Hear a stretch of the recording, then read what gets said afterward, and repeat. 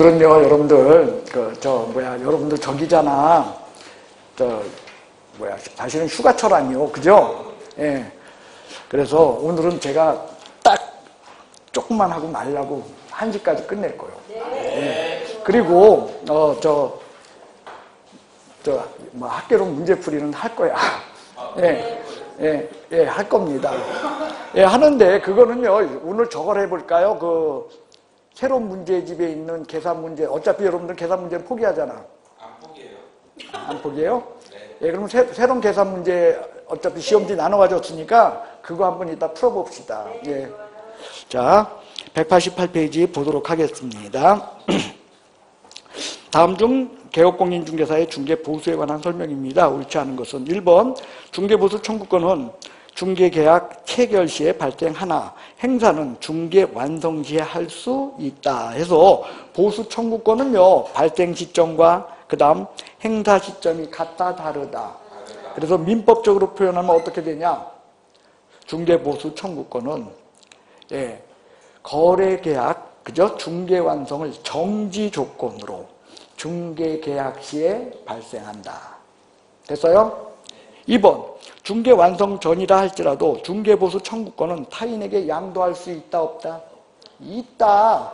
양도, 감유, 전부 명령 이런 것들의 대상이다. 3번 개업공인중개사의 고의과실로 거래 당사자 간의 거래 행위가 무효 취소 해제된 경우 중개보수 청구권은 소멸한다. 그죠? 그리고 손해 발생 시에는 손해까지 배상하여야 한다. 손해배상 청구 문제까지도 생기더라. 단, 개업공인중개사의 고의과실과 무관하게 계약 무효 취소 해제되었을 땐 보수 청구권 없어진다, 존재한다.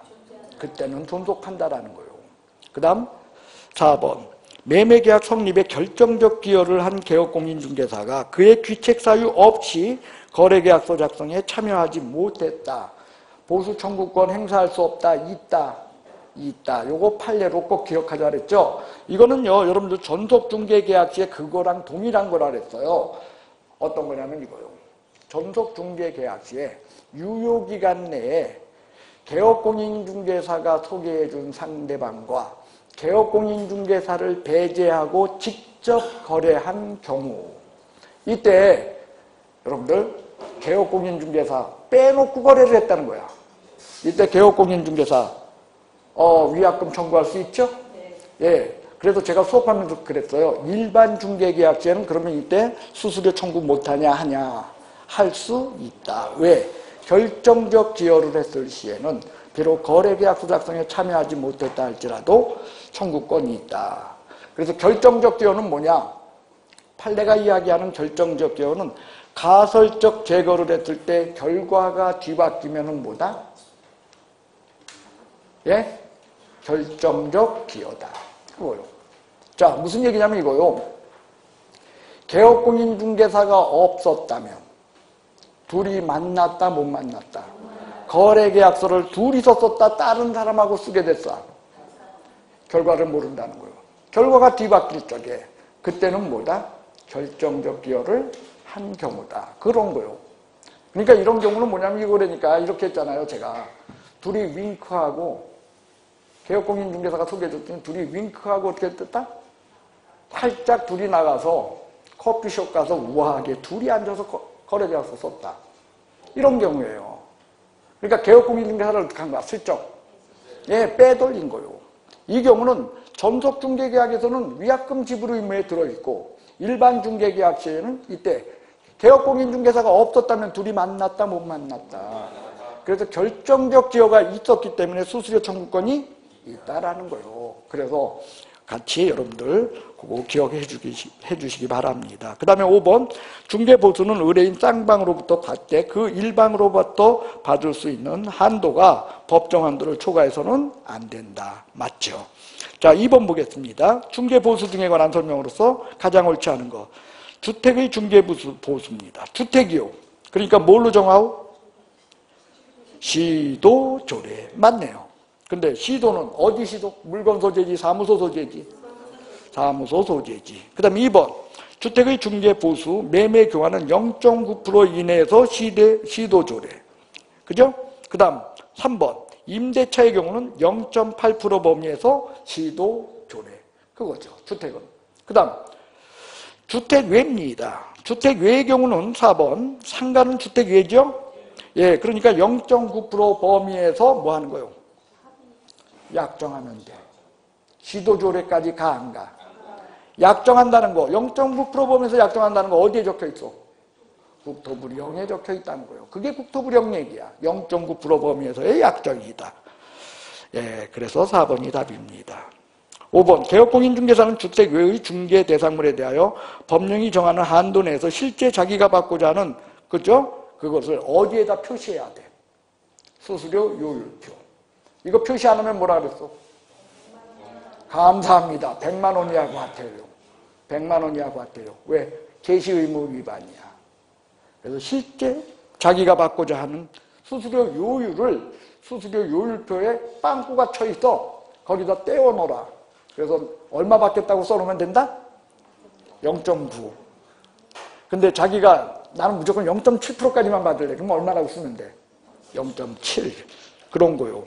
단 이거는 주택의 경우다, 주택 외에다. 주택 외에다. 그래서 5번도 맞습니다. 3번.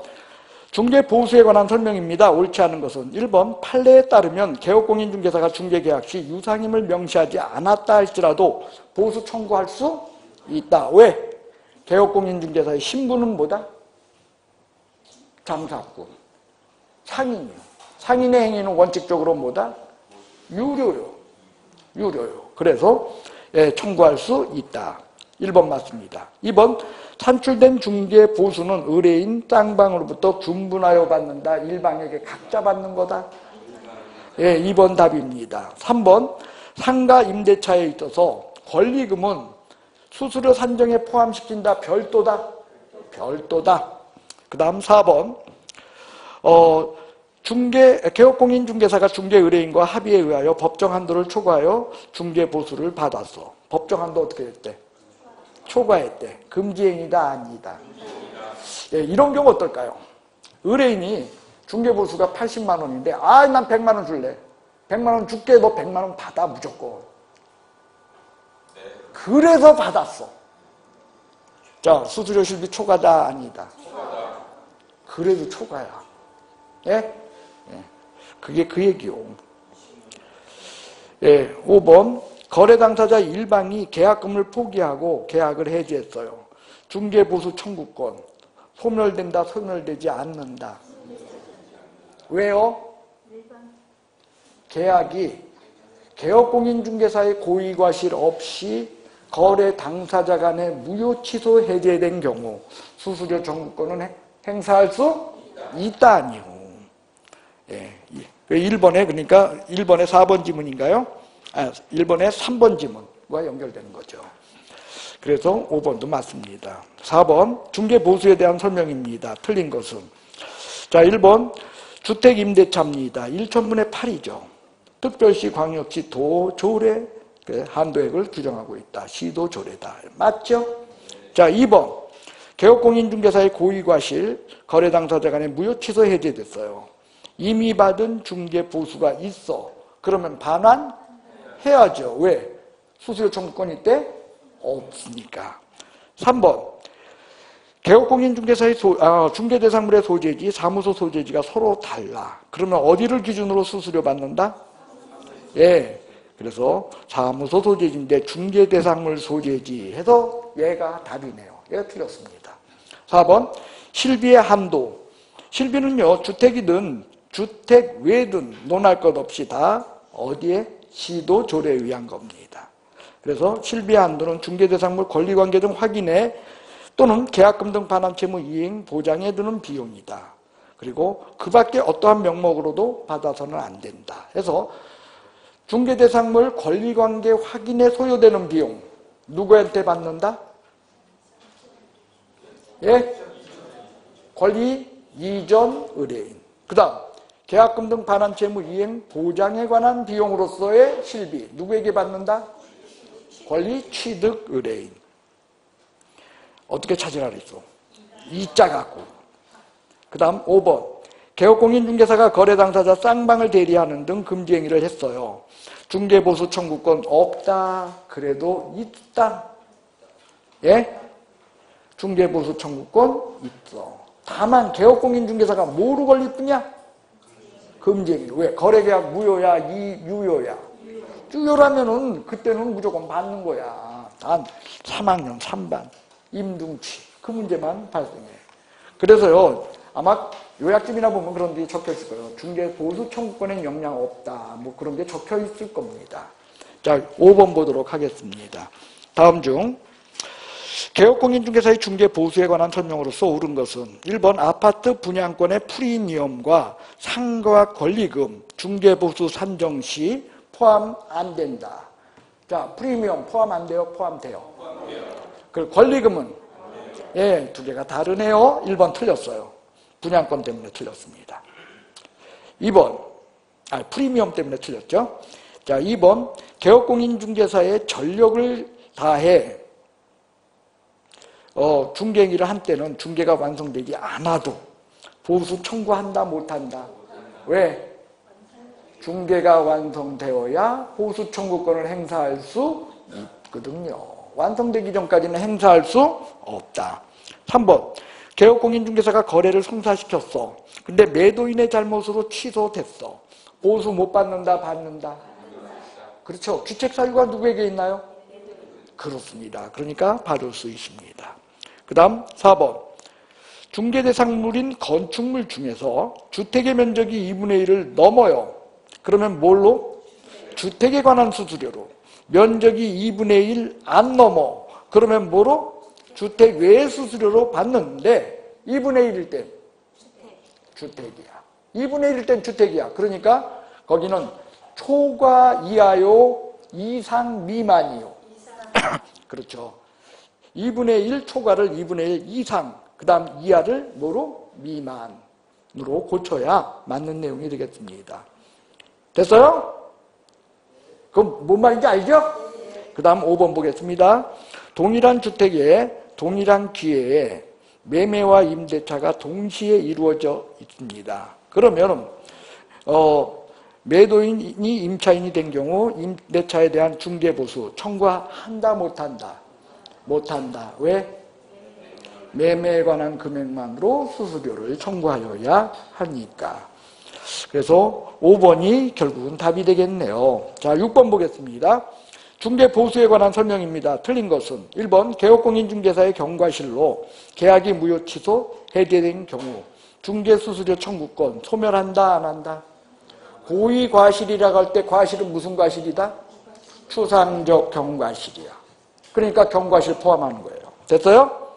2번 중개보수 지급 시기는 당사자 간의 약정이 없는 경우에는 거래대금 지급이 완료된 날을 기준으로 한다. 맞죠? 예. 이행이 끝난 날. 그쵸. 맞죠. 그래서 대금 지급이 완료된 날이다. 2번 맞습니다. 법에 요거 있다 없다? 법에 있어요. 예전엔 없어가지고, 예. 원칙적으로 거래대금 지급 날짜가 안 적혀 있을 때, 지급 시기가 안 적혀질 때는 언제가 기준이 되냐라는 게 예전에는요, 뭐냐면 행사할 수 있는 게 언제요? 중개 완성시죠. 그래서 중개 완성시다라고 얘기를 했었어요. 그러던 것을 이제는 바꿔놨다는 거예요. 법에다가. 어떻게? 행사 시기를 써놓지 않았을 때는 언제다? 예, 잔금 지른 거. 즉 거래대금 지급 완료일. 이렇게 고쳐놨다 해서 2번 맞습니다. 3번 그래서 옛날 문제들을 보시면은요 답이 이게 다 다를 수 있어. 예, 예전엔 법에 요 조항이 없을 때는 뭘로 나왔어 이게? 중개완성시다. 그러니까 중개완성이라는 건 뭐예요? 거래계약서 쓴 날이야.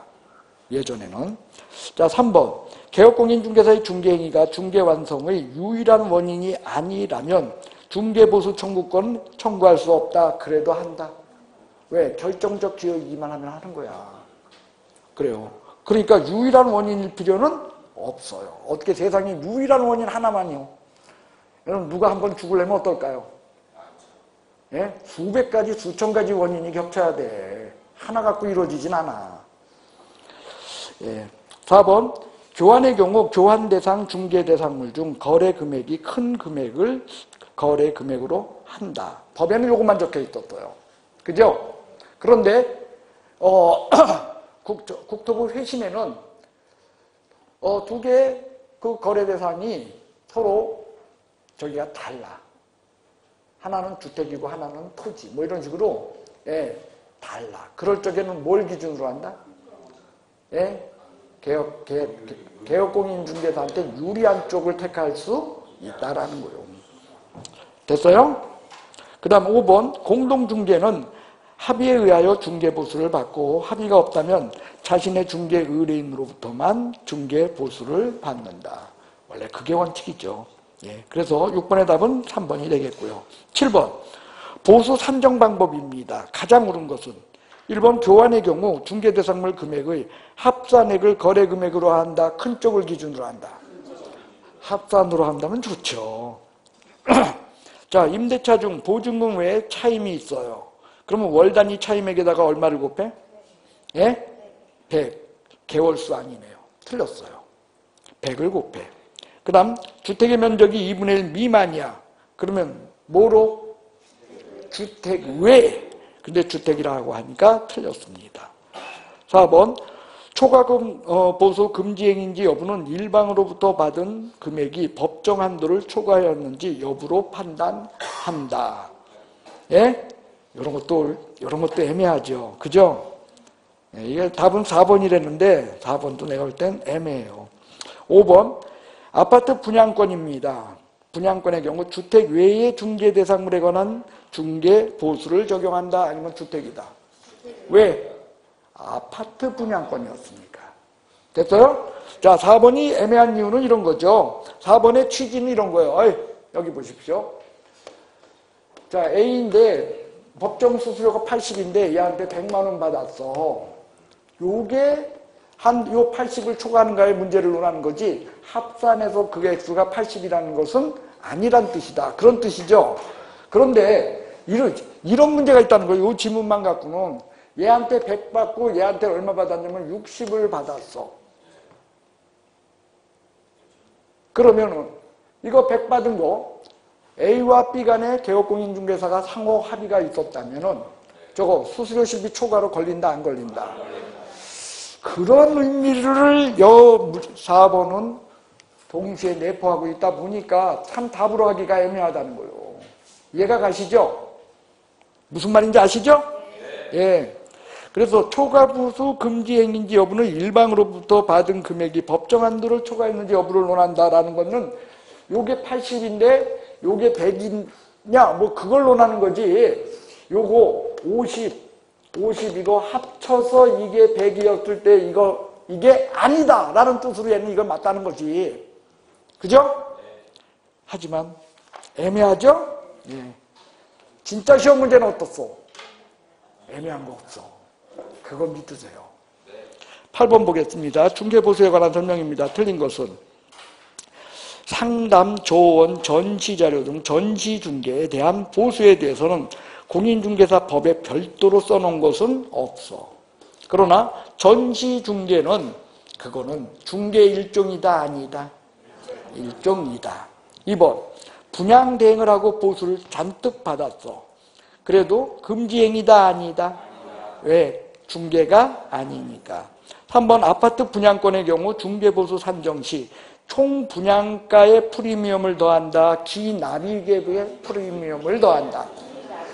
기납입액. 총 분양가 그 부분이 틀렸네요. 자, 권리금은 중개대상물 아니죠? 맞네요. 그러니까 권리금에 대한 별도로 수고비 받는다 못 받는다? 받을 수 있다. 그 다음 5번 주된 사무소 소재지 분사무소 소재지 서로 달라. 그때 분사무소에서 중개를 했어요. 그러면 여러분들 분사무소 소재지 시도조례에 따른 중개보수 실비를 받는다. 틀렸나요? 맞았나요? 맞는데 5번도 맞으려면 앞에 이런 걸로요. 주택의 경우라고 넣어야 돼요. 뭐의 경우? 주택. 주택이라는 얘기가 안 들어가면 이것도 애매한 거예요. 왜? 주택 아니면은 소재지요. 분사무소 소재지 아니면 그때는 국토대용이요. 그러니까, 예. 자, 9번 보도록 하겠습니다. 중개보수 실비 청구권에 관한 설명으로서 옳은 것은 1번 실비의 한도는 국토교통부 령이 정하는 범위 내에서 시도 조례로 정한다. 주택의 실비, 주택 외의 실비 할 것 없이 실비 한도는 전부 어디다? 시도 조례예요. 2번 중개가 완성되지 않았습니다. 실비 청구한다 못한다? 별표, 모르면 별표하셔. 있다. 실비는요, 예, 지급 시기가 정해져 있는 게 아닙니다. 실비는 그때그때 받을 수 있어요. 선납 가능하다, 불가능하다? 선납도 가능하다 그랬어요. 그래서 중개가 완성되지 않았어도 실비 받을 수 있다. 아, 여러분들 그런 얘기 했잖아. 저기 멀리 땅 보러 가야 돼. 개업공인중개사가 매수인한테 전화해서 땅 보러 가는데 교통비 좀 보내주시오. 된다, 안 된다? 된다 그랬어요. 예. 몇 번 할 차례요? 아, 9번에 3번이네요. 예, 중개대상물 권리관계 등 확인에 소요되는 비용. 이자 없네요. 누구한테 받아? 예, 권리 이전 의뢰인에게. 딱 요 말이 있다는 거예요. 영수증 등을 첨부하여. 요게 법에 들어있어요. 근데 중개수수료는 이렇게 영수증 등을 첨부하여. 요 얘기가 있다, 없다? 예, 그게 없다는 거예요. 그 차이점을 여러분들이 좀 명확하게 해주시기 바랍니다. 예, 그런데 요때 이걸 영수증 4번 개업공인중개사 보존 의무 있나요, 없나요? 예, 보존 의무가 별도로 존재하지는 않더라. 4번 오피스텔이요. 뭐라고요? 오피스텔인데 전용 면적 85제곱미터 이하. 전용 면적 얼마? 85제곱미터 이하이기만 한다면 매매는 얼마? 1.5, 1000분의 5. 그래요. 0.5%. 임대차는 0.4. 단 조건이 있죠. 화장실에 목욕시설 있고, 그 다음에 입식 부엌 있고, 그죠? 예, 그거요. 뭐 요런 거 있으면. 근데 이거 없어, 오피스텔 다 있어. 오피스텔에 이거 없냐고요. 다 있잖아. 85제곱미터면은 전용 면적 85제곱미터입니다. 그러면 대충 몇 평 나오? 25평? 전용 면적인데 전용 면적 85평이면은 그건 30평대 나오는 거 아니에요? 예, 전용 면적 85평이면 꽤 넓어요. 예. 그러니까 거의 대부분의 오피스텔은요, 지금 이렇다, 이렇게 보면 돼요. 그 다음 5번 보겠습니다. 중개보수 산정 시 보증금 월 차임 있어. 그러면 5천만 원 미만인 경우에 보증금에 얼마? 월세 곱하기 70을 더한 금액으로 한다. 이게 무슨 얘기요? 아, 이거는요, 얘가 답이래. 근데 문제를 잘못 냈겠죠. 그래. 이거는요, 자, 출제자의 의도는 이거예요. 어이!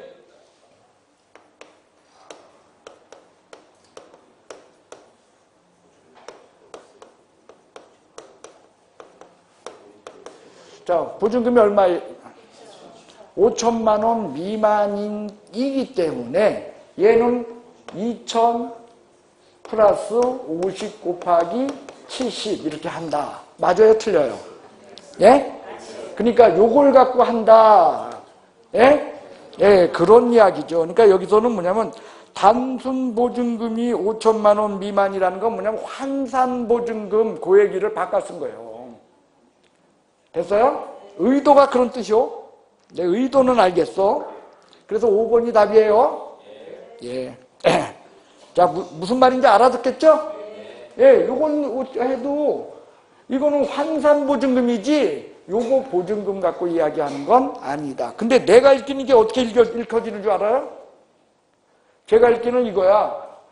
단순 보증금이라니까 월세가 없는 보증금으로 보여요. 제 눈에는. 그래서 이건 뭔 소리야 그거죠. 월세 없는 그런 뜻이야. 월세 없이 그냥 뭐만 있어? 보증금만 있으면 환산할 필요 있어 없어? 월세가 없는데 무슨 환산이 있어. 그래서 무슨 뜻이고 한 건데 여기서는 환산 보증금을 대칭되는 용어로다가 그냥 단순 보증금 이렇게 썼다는 거죠. 됐어요? 그 다음에 10번부터는 뭐요? 이런 거 틀리는 사람 있나요? 없나요?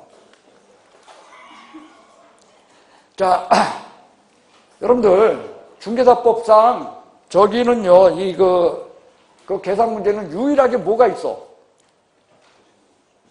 수수료 계산 유일하게 있어. 근데 이 수수료 계산은 여러분들 계산기 갖고 하는 거야. 그냥 단순하게 눈으로 하면 돼. 이건 눈으로 하는 거요. 수수료 계산에 제일 중요한 건 뭐냐? 문제가 쌍방을 묻냐 아니면 일방을 묻냐 그걸 정확하게 하면 돼요. 뭐만 쌍방이냐 일방이냐. 자, 한번 봅시다. 자, 여기에 보시면 10번. 개업공인중개사가 임차 의뢰인에게 받을 수 있는 이라고 돼 있죠. 누구에게 받을 수 있는? 그래요. 임차 의뢰인. 그거 하나만 보자는 거예요. 그러니까 쌍방이야? 하나야? 그래요. 자, 보증금 2천에 월세 30이니까 보증금 플러스 월세 곱하기 100 하죠? 예, 그럼 얼마 나와? 그러니까 재산정한다, 안 한다? 5천만 원 미만일 때 재산정이야? 이건 아니라는 거예요. 됐어요? 근데 뭐가 있어 옆에? 쫙 밑에 보니까 한도액 있죠? 아, 5천만 원이면 5천만 원 미만인데 5천만 원 기준으로 하니까 이거 한도액에 무조건 걸릴 거 아니야? 얼마겠어? 20만 원. 3번 답이겠지 뭐. 해볼까요? 5천만 원 미만은 요율이 얼마야? 아, 5천만 원이나요? 예, 5천만 원이면 얼마? 0.4죠? 그러면 하나만 뭐겠어? 5, 4. 20만 원. 30만 원보다 어때? 당연히 작지요. 됐어요? 예. 그 다음, 동그라미 개수 쉬라 그랬어? 쉬지 말라 그랬어? 쉬지 말고 하는 거요. 아, 여러분 생각해봐요. 어이. 1억짜리 중개했어. 수수료가 0.4%야. 그러면 1억에다가 동그라미 8개 붙이고 0.4%니까 0.004 이렇게 해가지고 계산하지 말고 그냥 1, 4 보라는 거야. 1, 4 얼마 나와? 0.4%니까 1, 4, 4가 나왔죠. 그러면 여러분들 1억짜리 중개하고 한 4천쯤 받을 수 있나? 4천만 원 받을 수 있냐고 수수료. 그럼 400만 원쯤 받을 수 있어? 1억짜리 중개하고 400? 1억짜리 중개하면 얼마쯤 받아야 돼? 그죠? 한 40만 원 받겠지. 그럼 됐잖아. 그러니까 동그라미 따지지 말자니까. 400? 좀 그러네. 예, 그렇죠. 자, 11번 보겠습니다. 보증금 얼마요? 3,500. 월세 얼마요? 예, 월세 곱하기 100 해보시오. 얼마 나와? 4,500 나오네요. 그러니까 5천만 원 미만이니까 재산정. 예, 10 곱하기 70, 700이죠. 4,200짜리네. 4,200이면 어떻게 해요? 0.5%래. 그럼 42 반띵 하라는 거예요. 21. 그런데 한도액 얼마래? 그럼 얼마야? 그렇게 하면 되잖아. 근데 쌍방이야, 일방이야?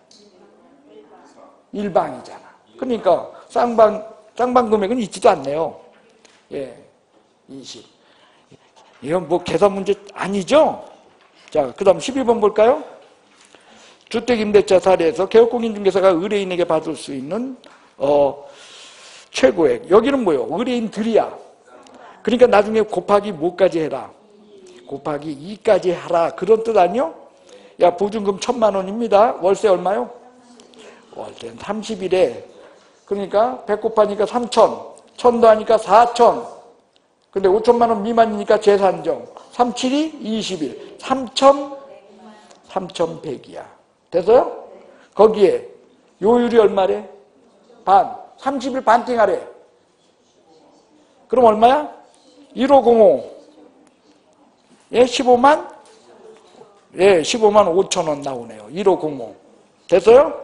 근데 그러니까 그냥 도로 그냥 2배 줘. 도로 30일 나오네. 몇 번? 3번. 예, 30일 반띵했는데 그걸 도로 2배 주니까 얼마인지 몰라서 또 곱하기 2를 하고 계산을 이것도 문제 아니요? 그 사람의 그 논리 회로의 문제야, 이건. 자, 13번 보도록 하겠습니다.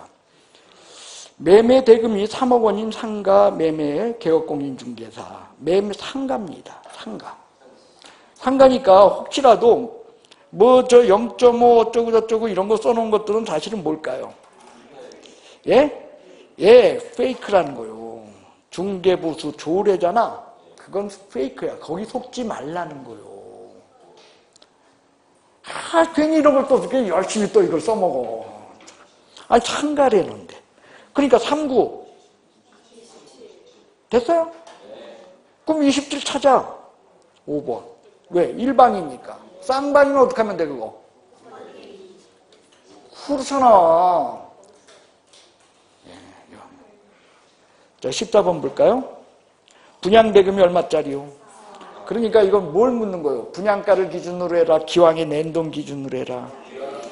예, 그래서 계약금 중도금에서 총 얼마 납부했대? 거기에서 프리미엄 얼마 붙었대? 그러니까 2억짜리야. 2억짜리면은요, 두 번째네. 그죠? 2억 원 이상 6억 원. 그러니까 얼마? 80. 됐어요? 근데 쌍방, 일방. 일방. 그래도 얼마? 4번이 답이요. 예, 할 게 있나요? 아니면 거저 먹는 거나요? 15번 볼까요? K시의 중개사무소를 둔 개업공인중개사 A의 중개로 매도인 갑, 매수인 을 간에 X주택을 2억 원의 매매계약을 체결하고 동시에 을이 갑에게 X주택에 대해서 임대차까지 했대. 동일한 기회에 동일한 중개대상물에 대하여 동일한 당사자 간의 매매를 포함한 둘 이상의 거래가 있었네요.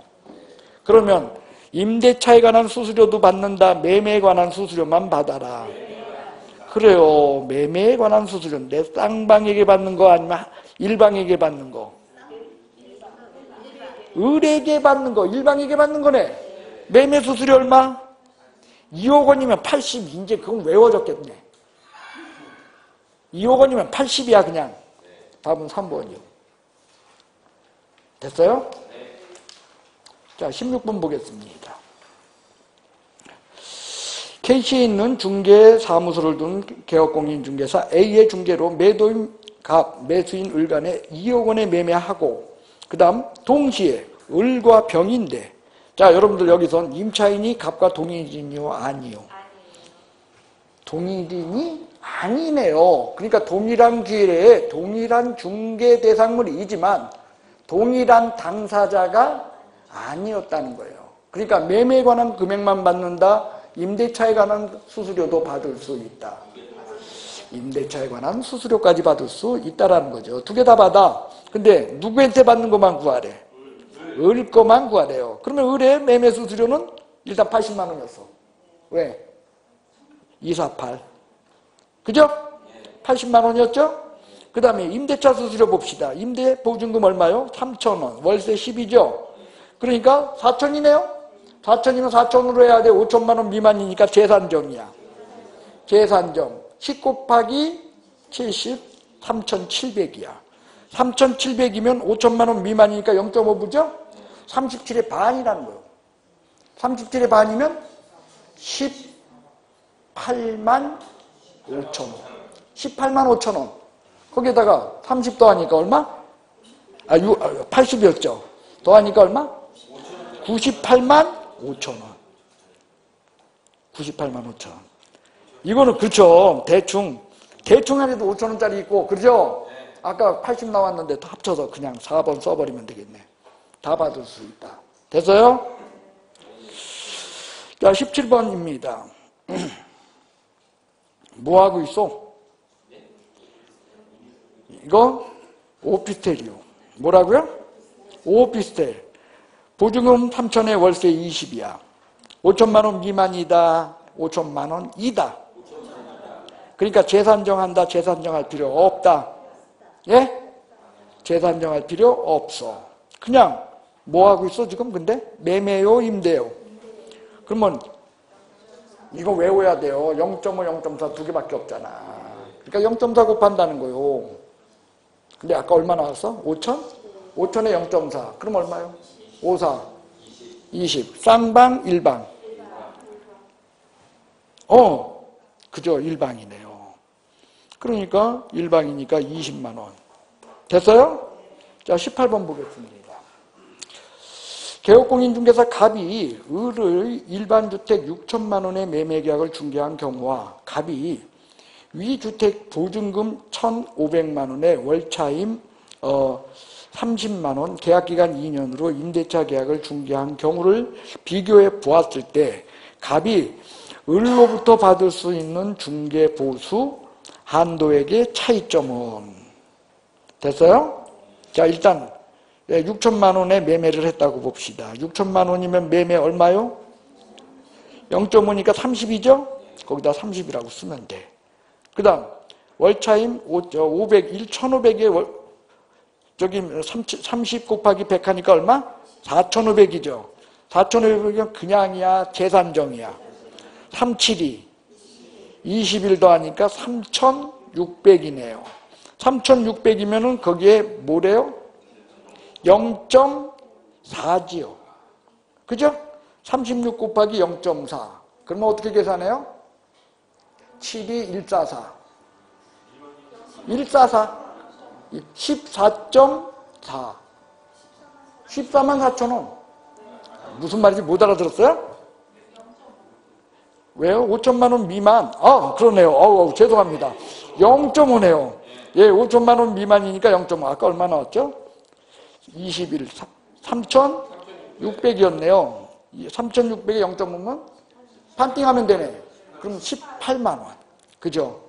그러니까 차이는 얼마? 12만 원. 이거 봐. 암산으로 돼, 안 돼? 돼. 이거 못하면 말이 되겠어.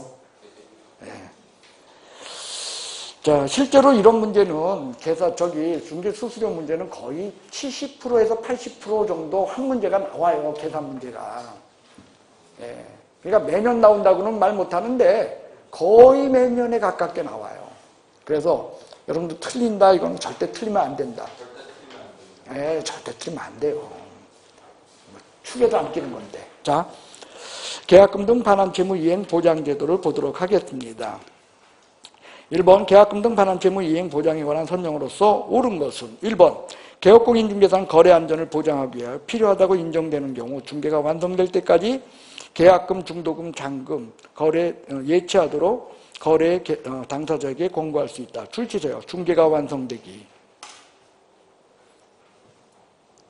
계약금 등 예치 권고제도는 중개 완성 이후의 문제 아닙니까? 계약금 문제네. 거래계약서 쓰기 전에 내, 쓰고 나서 내? 쓰고 나서 내는 거야. 중개가 완성될 때까지의 문제다. 그 이후의 문제다. 그러니까 이건 뭘로 고쳐야 될까? 거래가 완성되기. 아니, 거래가 완성되기 전까지. 이렇게 고쳐야 사실은 맞는 이야기입니다. 그래서 1번 틀렸어요. 2번 개업공인중개사 계약금 등 예치 권고한 경우 당사자가 거절하면 거래계약 해제된다. 아니면 이건 뭐 자유로운 거다. 그렇죠. 3번 소속공인중개사는 계약금 등 예치 명의자 된다 못 된다.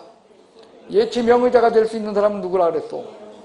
개공 플러스 5 플러스 1. 자, 예치기관 누구요?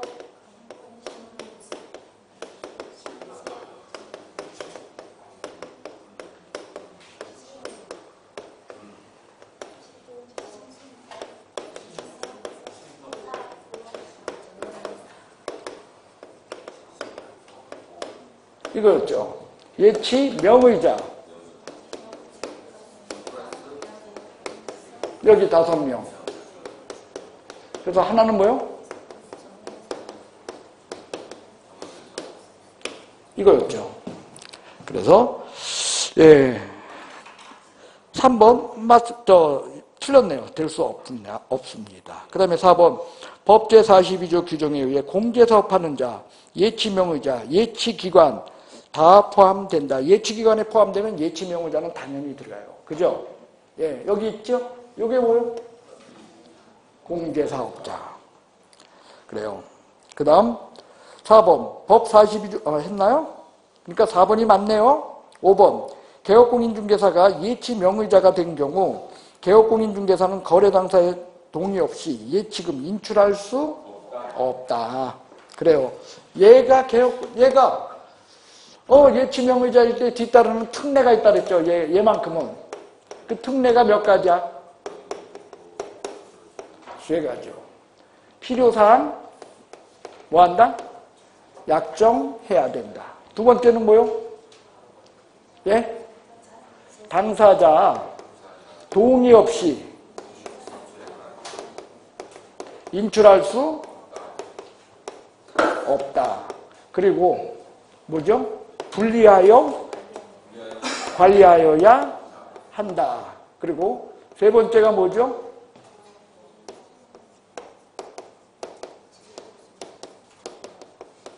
보증 설정해야 된다. 보증의 방법은 몇 가지?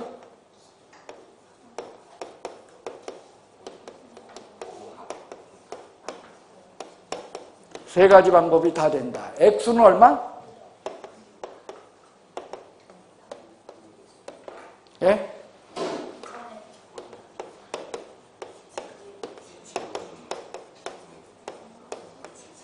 그리고 이때 사본을 누구에게 교부해야 한다?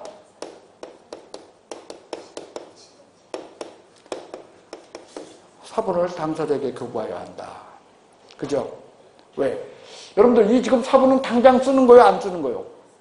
안 쓰는 거야. 그러니까 이거는 내가 여기 이런데 뭐 했다? 보증해놨다라는 것을 입증하는 자료야. 그런데 여기에 1번, 2번 말고 세 번째가 있죠. 그건 뭐요? 사전에 수령코자 할 때. 사전 수령 시에. 누구? 이 사람들이 이 돈을 사전 수령자 할 때 매도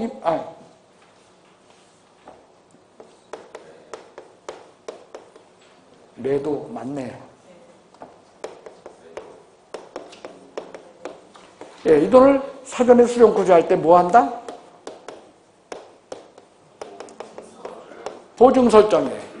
그래서 이 보증은 누구에게 교부하고? 사본이요? 이건 정본교부요. 정본교부죠. 당연히. 왜? 이 돈 어떻게 하는 거야, 지금 당장? 꺼내 쓰는 거야. 여기서의 지급보증은 뭐, 이건 뭐요? 혹시라도 개업공인중개사인 내가 이 돈을 들고 칠 적에 얘네가 어떻게 하겠다? 갚겠다, 그 뜻이요. 들고 칠 때 얘네가 갚겠다는 그 보증이야. 됐어요? 그러니까 두 개는 다르다는 거예요. 그러니까 이거는 사본을 당사자에게 교부하고. 여러분들 그거 아니요. 우리가 거래계약서 쓰게 되면은 개업공인중개사가 손해배상 책임 보장하기 위한 것으로 당사자들한테 뭘 줘? 저 업무보증증서 사본을 주잖아. 그거하고 똑같은 거야. 이 사본을 이 사람들한테 주는 거야. 손해가 발생해서 주는 거야? 아닌 거잖아요. 이건 이 돈을 어떻게 써? 꺼내 썼잖아. 그렇기 때문에 여기는 사본이야 정본을 교부하는 거예요. 그래요. 이때 보증설정기관은 여기는 누구요? 여기서처럼 여기요? 예?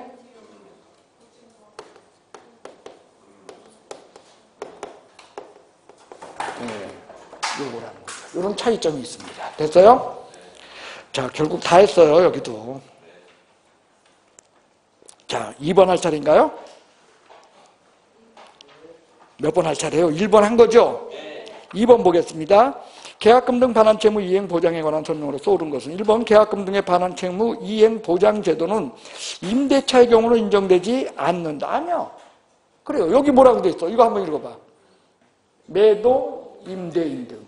임대차도 돼. 그 다음에 계약금, 중도금 예치할 수 있으나 잔금은 예치할 수 없다. 아니야. 잔금도 예치해. 잔금 왜 예치해? 잔금 지불하면은 계약이 거래가 완성된 거야? 아니면은 등기가 끝나야 돼? 등기 끝나기 전까지 해야 돼. 그래서 잔금도 예치할 수, 예치 대상에 포함될 수 있다입니다. 됐어요? 그 다음 3번 거래 당사자가 계약금을 예치한 경우 거래 당사자는 거래 계약을 해지할 수 없다. 얼마든지 가능하다. 계약금에 의한 해제 방법 얼마든지 동원할 수 있고, 계약이 다른 원인으로 무효 원인이 있으면 당연히 무효되는 거고, 취소 원인이 있으면 취소권을 행사할 수 있고, 당연하죠. 세상에서 제일 어려운 게 당연한 거야. 4번. 개업공인중개사의 명의로 예치한 경우 개업공인중개사는 계약금 등 중개사무소 수입 지출을 관리하는 예금 통장에 함께 예치해야 된다. 분리하여 관리다. 예, 분리하여 관리. 예, 그러니까 얘는 맞네. 예치할 수 없다. 4번. 매도인 등 계약금을 수령할 수 있는 권리가 있는 자는 계약금 등이 이행이 완료되기 전까지는 절대로 수령 못한다. 보증 설정하고, 그죠? 예, 그때 그 보증서는 누구에게 갖다 주고 수령한다? 그렇습니다. 그 다음 3번. 틀린 것은 1번. 개업공인중개사는 거래 안전을 보장하기 위하여 필요하다고 인정하는 경우 거래 계약 이행이 완료될 때까지 그 다음 계약금, 중도금, 잔금 예치하도록 거래 당사자에게 권고할 수 있다. 2번. 개업공인중개사는 거래 당사자가 거래 계약과 관련된 계약금 등 개업공인중개사 명의로 금융기관에 예치한 경우 자기 소유 예치금과 분리하여 관리하여야 한다.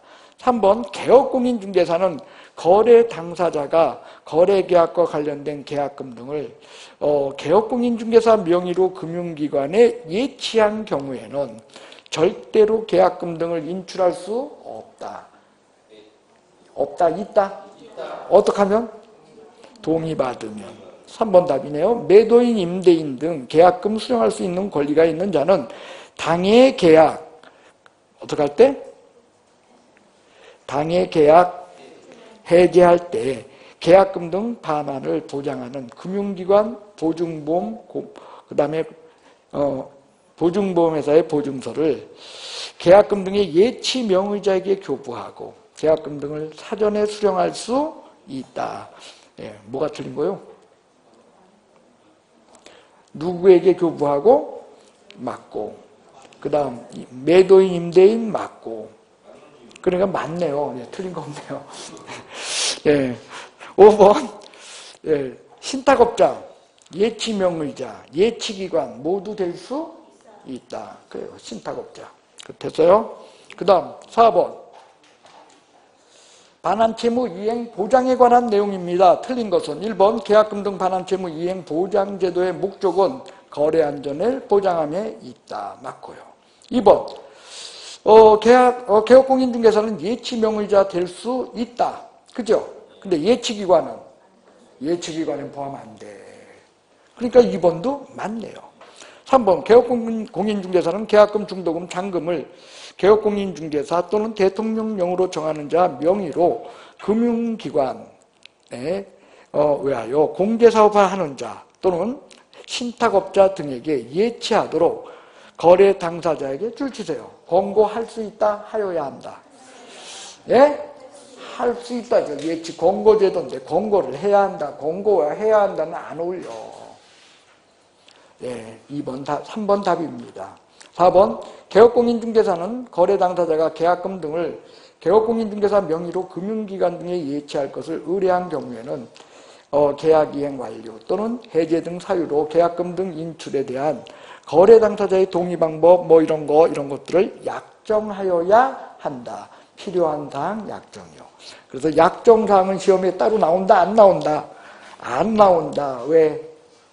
이거 예시조항이야. 그러니까 이거 아니고도 약정할 수 있거든. 그러니까 5번. 개업공인중개사는 계약금 등을 자기 명의로 금융기관 등에 예치한 경우에는 그 계약금 등을 거래 당사자에게 지급할 것을 보장하기 위하여 예치 대상이 되는 계약금 등에 해당하는 금액을 보장하는 보증보험, 그 다음 공제, 공탁 3가지 방법에 의해서 보증 설정한다. 맞죠? 예. 그 다음 5번 보겠습니다. 연결이 바른 것은, 여러분들 이 연결이 바른 것은요 제일 조금 있는 걸로 찾는 거예요. 이걸 가지고 보증 설정 기관이 어디요?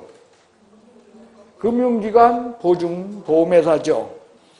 그래서 거기요 보증서 발급기관에 금융기관 보증보험회사죠. 그러니까 신탁업자 보험회사가 빠진다는 거예요. 3, 4, 5번 빠져. 됐어요? 그럼 이제 나머지 갖고 찾는 거야. 그래요.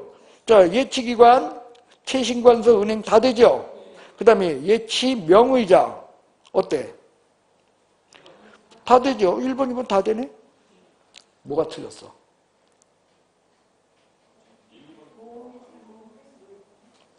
뭐가요? 틀린 거 없어. 예, 1번, 2번 다 대비예요. 다 대비예요. 됐어요? 예. 있죠. 여러분들 있잖아. 이 문제는요. 이 문제는 다른 책들은 뭐 갖고 찾아 무조건? 맨 뒤에 거 찾으면 돼. 맨 뒤에 거에 정답이 하나밖에 없어. 예. 왜냐면 앞에 건 앞만 뒤로 바꿔놔도 틀릴 확률이 되게 많아. 서로 다 겹치다 보니까 그래서 세 번째 걸로 찾는 거야. 그거 봐. 1번, 2번 틀린 게 없잖아. 예, 1번이 답이 안 되게 하려면은 예치 명의자에다 뭘 집어넣어야 될까요? 예? 예치 명의에다가 저기 개업공인중개사 집어넣으면 1번이 틀리겠지. 근데 그렇게 웬만해서 잘 안 돼. 자, 그래서 5번의 답은요. 1번, 2번 복수요. 자, 6번 보겠습니다. 공인중개사 법령상 계약금 등 반환채무 이행 보장에 관한 설명으로서 틀린 것은 1번 개업공인중개사는 매수인이 요구하는 때는 계약금 등을 금융기관, 공제사업자 등에게 예치하여야 한다.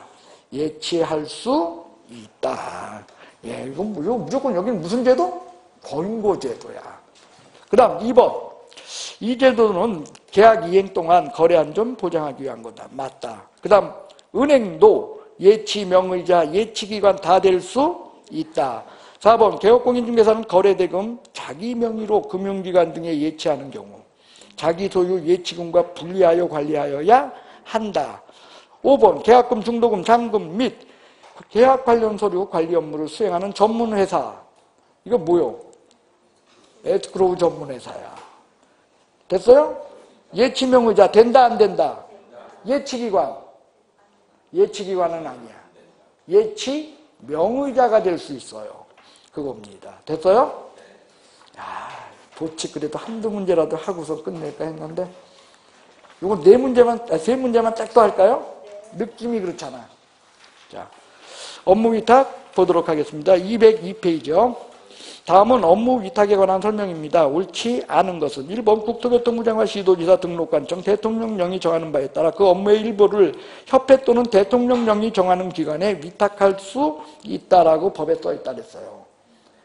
법에는요, 그래서 마치 보면 국토교통부 장관 시도지사 등록관청이 다 업무 위탁할 수 있는 것처럼 되어 있다. 그래 놓고 대통령령에 가보면 업무 위탁은 몇 개가 적혀 있다? 2개. 시험 업무와 그리고 교육 업무 중에서도 모든 교육이 아닌 실무교육, 연수교육, 직무교육과 같은 필수교육 그것만 예치하도록 되어 있다. 위탁할 수 있도록 해놨다. 2번 등록관청은 직무교육에 대해서 업무를 위탁했다는 요 규정이 있다 없다.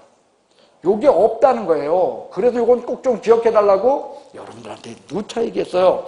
여러분 이렇게 돼 있다니까요. 시도지사는 실무교육, 연수교육, 직무교육에 관한 것을 그죠? 누구에게?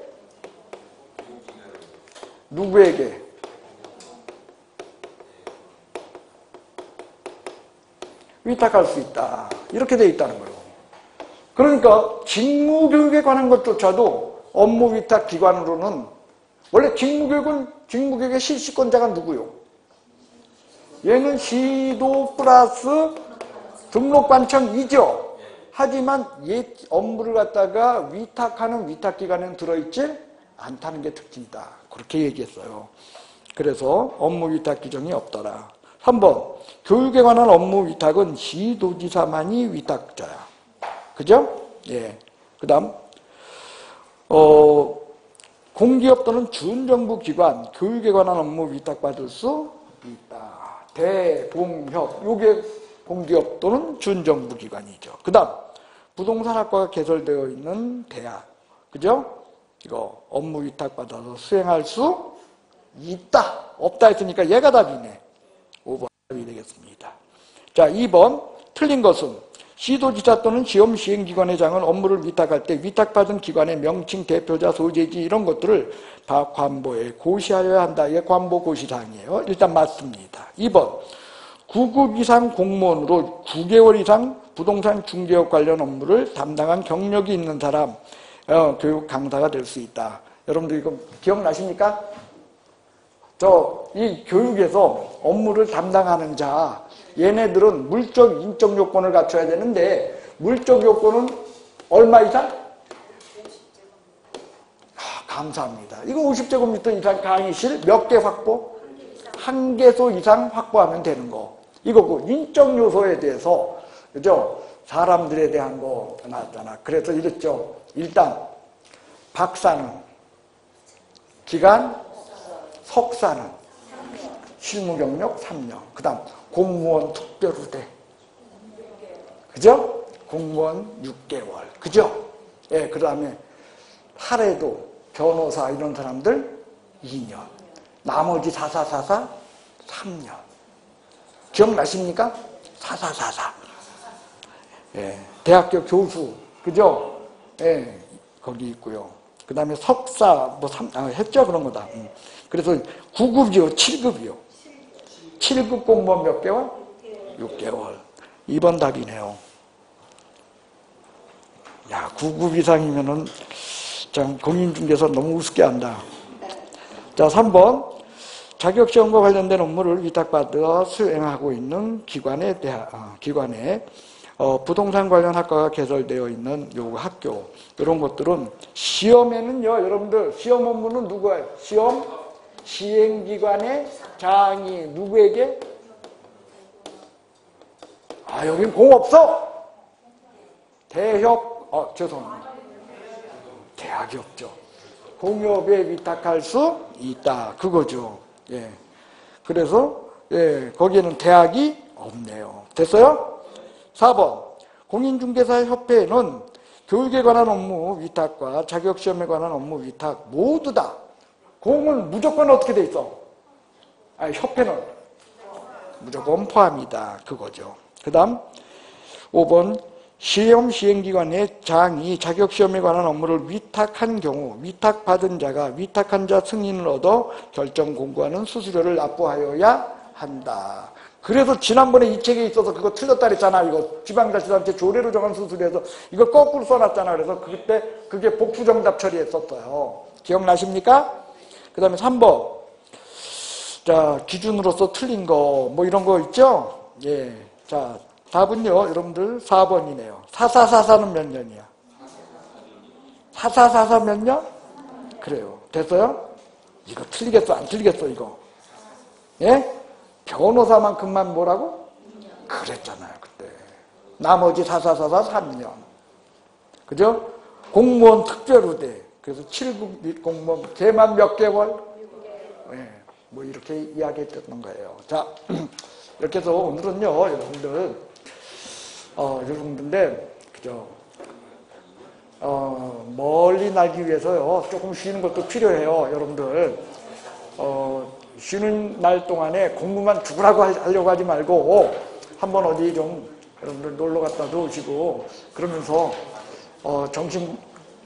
자기 정신 건강에 필요한 어떤 조치를 좀 취했으면 합니다.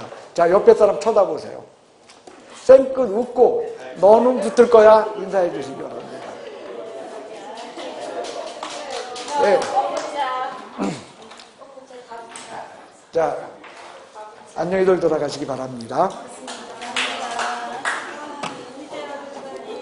자.